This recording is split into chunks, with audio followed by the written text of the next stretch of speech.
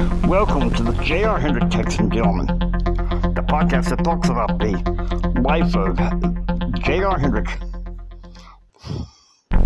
This episode is a radio interview with J.R.'s father, James Ryan Hendrick, with Left Magazine Radio.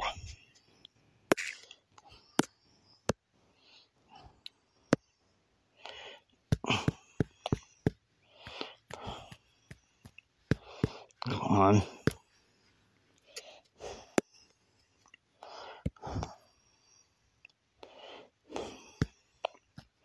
LSM Radio. WDDO.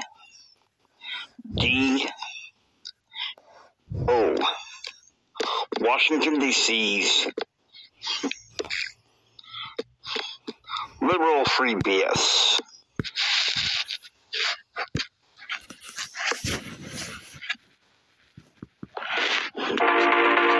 Welcome to Les Magazine's commentary. I'm Bill Isley. I am substituting. I'm the commentator for the weekend. With me, I'm in the home of the director of the Office of Policy and Liaison, James Ryan Hendrick. He's also the administrator of the Entrepreneurial Affairs Agency. Jim, how are you? Well, I'm in the ways better than I deserved. Jim, it has come to my attention that you're being lambasted by Democrats and one lone libertarian in Congress with an axe to grind. How are you doing with that, along with the deals from the Clinton administration?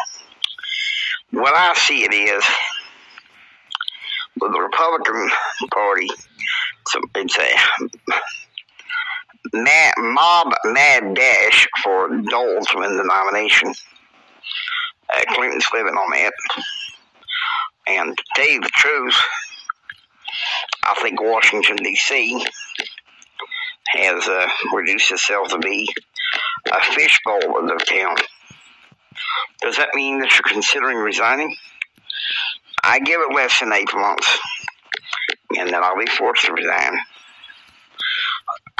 We heard yesterday that faith-based initiatives for small business have passed the House. Now it's been sent to the Senate, and apparently at noon, Senator Dole and also two other Democratic senators led a motion to move it to committee. Do you think it'll be blocked?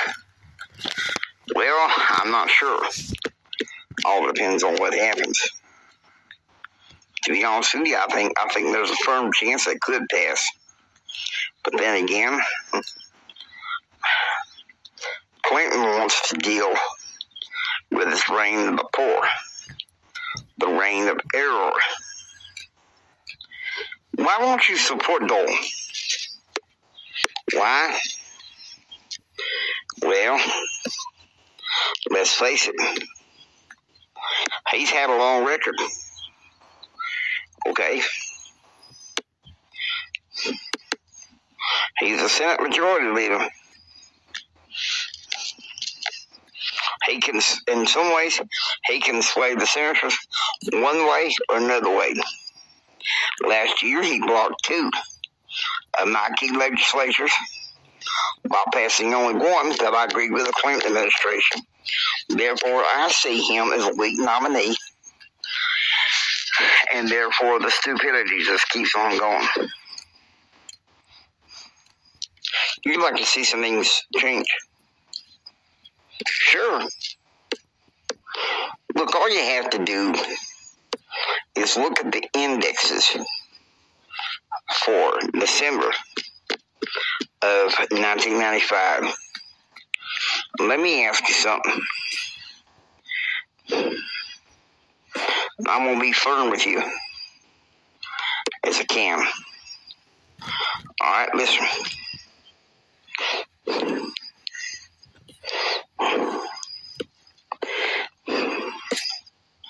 I'm trying to be fair. In December of 1991, actually there was a bit of a dumping slump. Shortly after the Gulf War, we showed promise. Bush was passing legislation to help the economy. But then, well, we went back. Here's why we went back. True to form, Bill Clinton was promising people that he was a new Democrat. And I was stupid enough to believe him. That he would fix the economy, that he would integrate businesses into the new economy, which, to be honest with you, ain't happened. Jim, why did you decline to run for president? One word: family.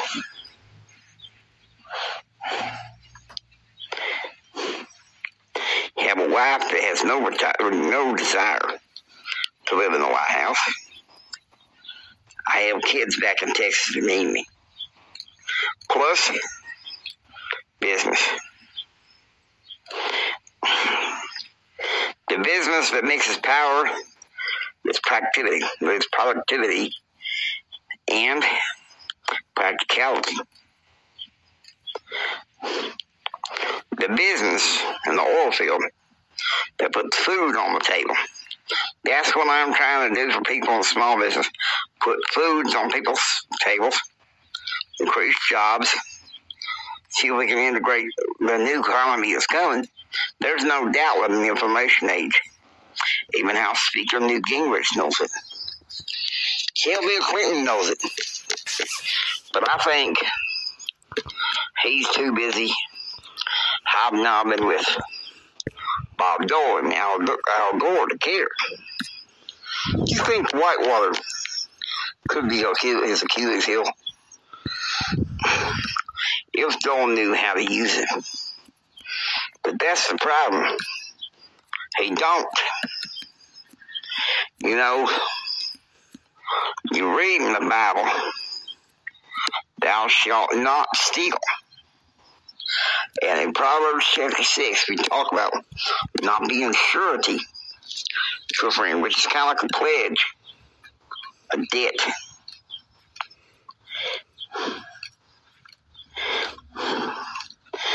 Now, I'm not going to go into all the particulars of Whitewater.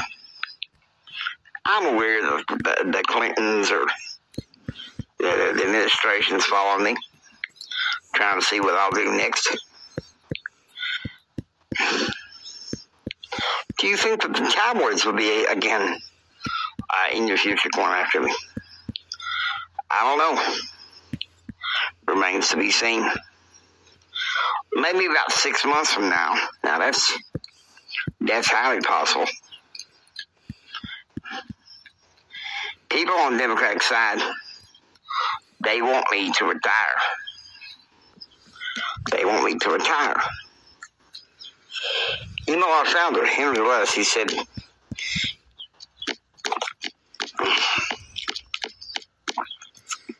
Republicans can only gain if they learn to fight gruffly as possible as conservatives to keep their base and to bring the country back to its greatness.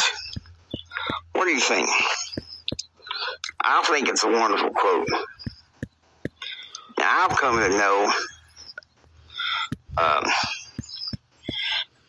to know Henry since '87.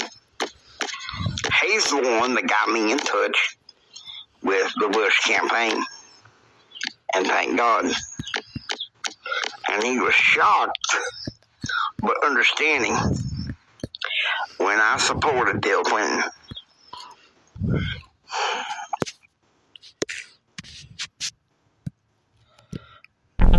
Hope you enjoy listening to the J.R. Hendrick Picks and Gentlemen. Please subscribe, become a part of the adventure. Until next time, take care, and remember the rest of the story. because it is going to be a lot more interesting from here. Take care, and God bless.